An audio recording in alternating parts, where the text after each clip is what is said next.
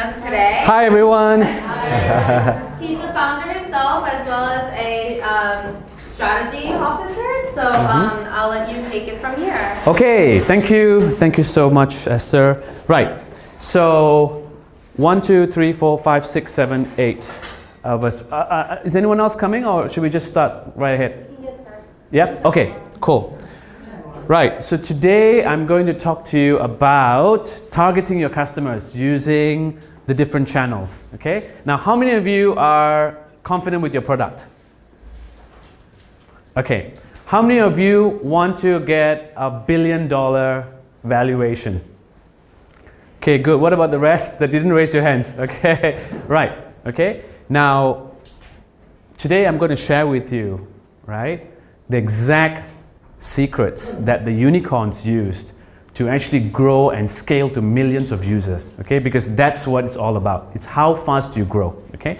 Now, a lot of times you will think, like, what is your greatest, the greatest thing that's holding you back, okay? The greatest thing that's holding you back is not your product, it's not your resources, it's not your competitors. The greatest thing that's holding you back is time. Okay, it's your speed to market. That is the thing that is holding you back, right? So how do we get there and what do we do? Okay, so a little bit about me. I was born in Malaysia. I'm based out of Singapore right now, and I've done like 4 startups. Okay, the first 3 were successful. I've even got VC funding. The 4th one wiped out all the profits I ever made for the first 3. Okay, it was a terrible disaster. Okay, but in terms of these 4 startups, the things that I learned the most was from the last one where I made the failures. Okay, so failures teach you. So today I'm going to share with you exactly what I know about how you can grow and scale your business, and also more importantly, so that you don't make those same mistakes as me. Okay, right. So these are some of my clients right now that have benefited from my digital marketing, brand storytelling aspects, and I'm all about growth. So this is one case study of an example of a company that I helped to grow from 600,000 to 6 million in 24 months, right? So I'm passionate about growth, and I'm going to share with you some of that as well. Okay, so this is the fact right now, okay? This is where we are right now. So in a room full of 20, look around you, okay? 3 out of 4 are going to fail, okay? And this, I'm not telling this to depress you, but I'm telling this to impress upon you that you need to know what the 25% did to be successful, right? And that is absolutely critical, because this thing, and these are venture backed, okay? They are the smartest guys in the room, so to speak, okay? And they have failed. So how do you do that, and where do you take from there? So what is the number 1 reason? Okay, it is not product. Okay, it's not. So you have a lot of founders are obsessed about their product. You know, they're obsessed about how their product should work and how it should go from there and there and there. But it's not about product. It is about what? Customers, right? Distribution is another word for how you get to your customers, right? So imagine, right? It's like, say you're a guy and you want to go out to a club, okay? You are dressed perfectly, you're the most good-looking guy over there, okay? You go to the club, you spend 5 hours in the club, okay? You're the most good-looking guy, okay? And then you come home and someone asks you, like, how was it? And it's like, oh, no, nobody, you know, I couldn't meet any nice girls, right? And why was that? Because you were standing in the shadows, right? And winking in the dark at all the girls, right? And this is the problem. So today marketing is exactly that. You are winking at the girls in the dark, okay? So the girls don't even know you exist, okay? And they don't even know what you're doing, right? So the key here is that the channel, your distribution is completely critical to the success of your business. And we're going to go drill into that. How many of you have heard of this 80-20 rule? Okay, we've all heard about it. It started about 150 years ago by this guy called Vilfredo Pareto. Okay, he was growing tomatoes in his garden. Okay, and he found that 20% of his tomato plants, okay, were giving him 80% of the tomatoes. Okay, and he started to say, "My God, this is a great ratio. Can I just extend it further?" Because he was an economist as well, and he started to study the richest people in Italy, and he found that really 20% of the people owned 80% of the wealth. And then he did that studies again in England, and he found it was exactly the same, right? Now today this number doesn't correlate exactly, okay? The number is closer to 90-10. Yeah, 90% of the wealth is owned by 10% of the population, and it's closer 90% of the wealth of golfers that golfers make is made by 10% of the golfers, right? Or sports people, 10% of sports people, and it's getting closer to 99-1. Okay, so if you look at the unicorns today, look at the startups today that have this billion-dollar valuations. Okay, it's 1% or less than 1%. Okay, so you want to think like, how can I get to that 1%? How can I be that? Okay, so we're gonna go into that. Now, based on this 80-20 principle, okay, this guy called Richard Koch, he is a very interesting guy. So he's like you and me, meaning that he was not born into money. He went to university. He got a job at Boston Consulting Group, and then he went to Booz Allen Hamilton, like a consultant. Okay, today he's a billionaire. Okay, he's a billionaire, USD billionaire. Why is that? Okay, he found out, he used the 80-20 principle. By the way, he wrote a book called 80-20. I recommend you read it. Okay, he used that same 80-20 principle to invest in startups. Okay, and he found that 20% of the startups, and that gave him the 80% of the revenue, and he just went with them. Okay, so he devised a theory, and the thing that I remember what he said, right, is this: we always talk about effort. So 20%, 80%, 20% of your effort goes to 80% of your results. Okay, but I want you to think a little bit more about what he says about decisions. Okay, so you are where you are today, okay, because of the decisions you took, okay? So 80% of where you are today is because of 20% of those decisions you made. So today I'm going to talk to you about decision making, right? And the decision to choose the right channel to go to market, okay? So if you can see, today the most successful startups, okay, they just went to one channel and they just milked it. Okay, one channel, maximum two, one channel. Okay, so the question I want to ask you, right, is that, do you guys already know the channel that is right for you? How many of you already know the channel that's right for you? Raise your hands. Okay, good. For those of you who know, good, this is going to be a validation exercise. For those of you who don't know, I'm going to give you the formula to actually find that out, okay? So here are some examples. I don't know whether you can see from the back. Is the font too big, too small? It's fine. Yeah, you can read it, yeah? Okay, so you'll see that these are some examples of channels. You've got SEO, right? You've got like Facebook, and you've got like sales, right? And people just went to these channels and they just grew to 1 million. Okay, to 1 million plus users just on these channels.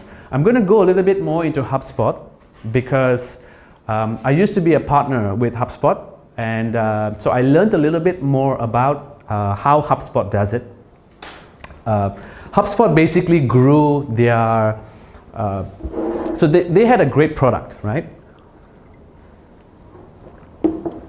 The first day, how HubSpot started was that there were like 3 guys from Stanford. They were all engineers, and they came up with this marketing product, and they said, okay, we don't know anyone who wants to teach us how to sell. So they got this other guy who's chemical engineer, right? Chemical engineer, and they said, okay, so you be the marketing guy and you go out and you try to sell. So like there's 0 marketing people in that group, okay? And the first day he went out, he just went knocking on doors in New York. No, it was in Boston, right? He went knocking on doors, and he managed to get 20 sales, right? Knocking on doors, and then he said, wow, we're onto a winner, right? So that means, first of all, your product needs to be a must-have product, okay? It needs to be like an awesome, amazing, cannot live without product, okay? Once you have this product and it's set, then you can go into the next level, okay? But let me just show you an example of how HubSpot did it, okay? So they broke their entire growth strategy into 4 canvases, okay? So the first one is the market, and then of course their product, which was a SaaS product, and then the business model, how they would make the money, and the channel, okay? So basically, and then the relationships between these 4, right? So according to them, there were like 4 things that you needed. Today I'm just going to talk about this one thing, which is your product channel fit, okay? We don't have time to go into the detail, but basically what HubSpot did was, this is it, the same thing, but more expanded to HubSpot, right? And they found that they pretty much just had one channel, which is the SEO channel, okay? Their content marketing, right, was their big channel, and they had an inside sales team, okay? So that's pretty much what they did. And so to grow to 100 million US dollars, they decided they needed to make some changes. So they locked in the market and they made some changes, okay? The key here, right, is how they focused on particular things, okay? And that's what I wanted to tell you. Now HubSpot uses 4. I introduced the 5th one, which is the language market. So today we live in what I call the attention economy. Everybody has got no time. Everyone is so busy rushing around, okay? So if you want somebody to try your product, okay, you need to have the right language to entice them, okay? So you need to have the right language for that market, okay? And if you miss this, these things also don't work. So to be successful, you need these 5 things, okay? Right. So James Courier is the one who came up with the language market fit, okay? And he's part of the growth hacking team. You can learn a lot more about them at growthhacker.com, right? An example of language market fit was the iPod, okay? We all know the iPod, okay? Do you remember what was before the iPod? Anyone remember? Still remember? Right. What was it?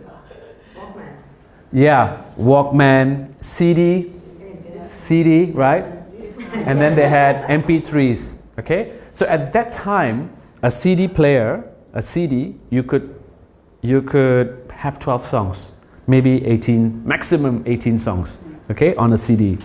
And that was a lot of songs already, okay? And you couldn't fit it in your pocket because the CD is like too big, okay? So when Steve Jobs came, he did not talk about how many, what he calls it, speeds and feeds, okay? Steve Jobs did not talk about speeds or feeds, okay? How fast this thing is and whatever. Even though he had all of that, he just had one sentence. 1,000 songs in your pocket, okay? And that was a sticky message, very sticky, okay? So you need to think about your language market fit, right, for your channel, and how sticky it's going to be, okay? So let's drill down now into the channel product fit. So Sean Ellis, growthhackers.com, I highly recommend you to go. He's got a book called Hacking Growth, which highly recommend you to read as well. Okay, so the first thing I learned about channels, right, is that it's not static, okay?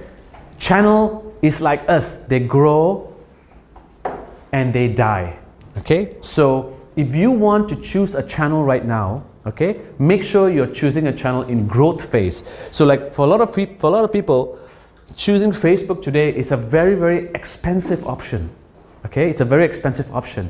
So this is 2017, right? So what's the next big thing? Okay, the next big thing: driverless cars, Alexa.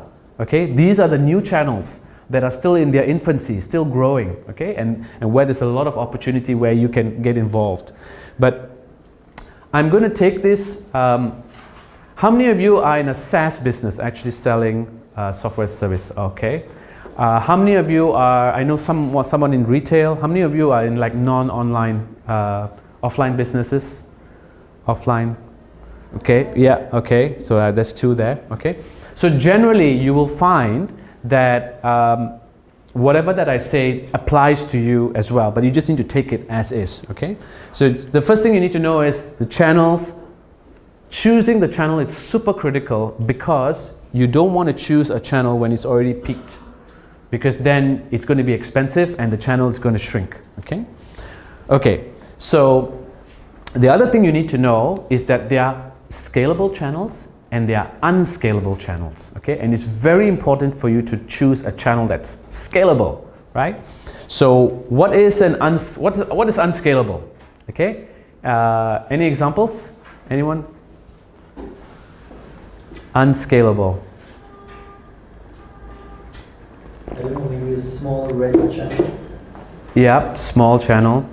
How about family and friends? That's an unscalable channel. Okay. Writing on a niche blog. Okay, that's unscalable. So, you know how I told you that the biggest brands, they grew to 100 million subscribers on one channel, right? And how you should do the same. You should not do the same because you're not $100 million brand yet. Okay, so what you need to do is you need to balance. Okay, you need to balance the unscalable stuff, the free stuff, the stuff that you can do immediately, which you're probably already doing now. Okay, but what I call the barbell method. Okay, anyone familiar with the barbell theory or the barbell method? Okay, so this is what is done in investment banking. Okay, so investment bankers, they do what is called the barbell method when they are trying to do investments. Okay, and so basically they look at these low risk investments, but there's one where they put a lot of energy on and they choose the moonshot, so to speak. Okay, it's the moonshot. So you should look typically and see whether you can have a similar thing. Okay, so what is unscalable? This is unscalable. So unscalable would be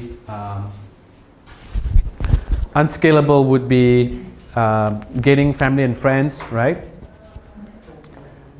College, right? Engaging. Sorry, are we good audio wise? You can keep your timer up. Yeah. Okay, it's getting a bit warm. So. Okay, you just.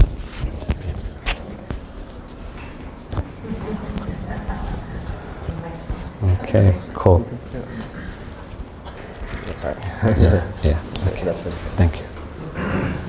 Okay, right. So here we are, right? Unscalable, free stuff that you can do. I want to talk about, like I said, language market fit. Okay, and so which channels should you use, right? That's the burning question. Which channels should you use? For those of you who know your channels, like I saw 2 raise. So what's your channel? The selling channel. We're selling on our official website and Alibaba, Taobao. Okay, so it's online e-tailers. E-commerce. And E-commerce. online, Okay. selling through retailers. Right. And what about someone else here? Those of you who know your channels already? Yeah. For my product, we're using YouTube right now. Okay.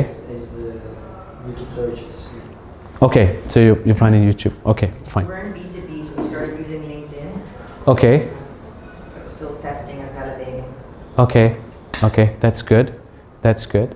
Anyone else found any success in channels? Go to market? No. Okay. So I'm going to give you a simple 3-step method to find your best channel. Okay, and basically, number one, look at the total universe of channels and just cut out all the channels that don't work for you first. Okay, and zoom in on the ones that potentially you think could work. Okay, that's the first thing. Okay, once you do that, then you prioritize those channels, and you prioritize those channels based on the system I'm going to give you. And then after that, once you found the channel that actually you like, and the one that's data driven and proven to work, then you go ahead and start optimizing that channel. Okay, so I'm going to take it step by step. So this next piece of advice comes from Atif Awan, who took basically LinkedIn from 100 million to 500 million, okay, users. And he basically says, when you want to identify your channels, okay, look at the way your customers or your potential users are actually behaving and what they want. Okay, so if they are looking for you on search engines to find the solution to their problems, okay, then you know these channels work. Okay, so like that. So I would say that not all channels work for everyone really well. So like, for example, are you familiar with the term LTV, lifetime value? Everyone here? Yeah? Okay, cool. So understanding, like when I started to look at LTV, I didn't realize that my LTV only works with best with paid acquisition, right? Because you could actually look at the numbers and where it makes sense, where just about when it's break even, that's when you stop pumping money into the ads, right? So I didn't understand those things. So this would have been very helpful for me at the early days, right? So number one, so zone in, okay, on the right, and eliminate the unsuitable ones. Okay. Now, what are the channel categories? So channel, what does channel mean anyway, right? What is a channel, right? So a channel is anything that connects you with the customer. That's what a channel is, right? It's you know, think if it's a TV station and there are like 100 channels there, and the TV station wants to connect with you who's watching that channel, right? And you and 10,000 other people watching that channel. So they will then run ads through that particular TV channel, okay, to get to you. So it's something like that, right? So there are only 3 main channels, okay? And so there's the paid channel where it's pay to play, right? And there's the organic one, and there's the viral or word of mouth channels, right? Which I will take you through. I think there is a little worksheet that I will be giving out shortly, okay? In a minute. Okay. So paid channels. How many people are actually using these paid channels right now? Anyone using paid? What do you use? YouTube ads? We do YouTube influencer marketing. Okay. Affiliates, yeah. Okay. Fine. So for a startup, right, paid channels are really very, very difficult to do because it costs a lot of money. Okay. These ones are way better, organic channels. Okay, so over here, there's one thing in particular which I want you to be very, very particular about. Okay, and it's this one. It's content marketing. Okay, it's a massive opportunity with content marketing, and I think we also the previous session that you had, right, talked about that content marketing. Okay. Now, these are the top 30 opportunities with content marketing today. Okay, the top 30 opportunities, right? And you'll see there are like Q&A sites, there are like there's video there, there's case studies, you know, a lot of things you already know. But the magic question is when to use them, right? When do you want to use these channels? It depends on the buyer journey. How many of you have tracked your buyer journey already? How many of you have tracked your buyer journey? How many of you have no idea what I'm talking about? Okay, right. Okay. So the buyer journey, very simply, okay, and this is part of storytelling, okay. So basically there are three types of stories, okay. There's a story you tell yourself, okay. So when you wake up in the morning and you go and look in the mirror and you're crusty-eyed and you look horrible, that's the real you, okay. That's who you are, okay. And then after that, next morning, then after that, you know, you have a shower, you do your hair up and whatever, or don't do your hair up in this case, okay? And then you go out, and that's basically the stories, the image you try to tell others, okay? So the story you tell yourself, okay? And that story is also a big thing, because if you can change that story you tell yourself, oh, I'm horrible, or oh, I look bad, or I look good, or whatever, right? If you can change that story you tell yourself, you can change your life, okay? And people like Anthony Robbins and all these motivational speakers, they help you to change that inner story, okay? But we're not going to get into that now. What I just want to tell you, so the stories we tell ourselves, stories we tell others, and stories that others then tell about us, which is our reputation, okay? Behind, when we leave the room, what people talk about us behind our back, okay? Now, there's always a gap between this and this, okay? There's a gap between how you see yourself and how you want other people to see you, okay? And this is where there's a huge opportunity for brands, for businesses, for marketers to actually get involved. So, say for example,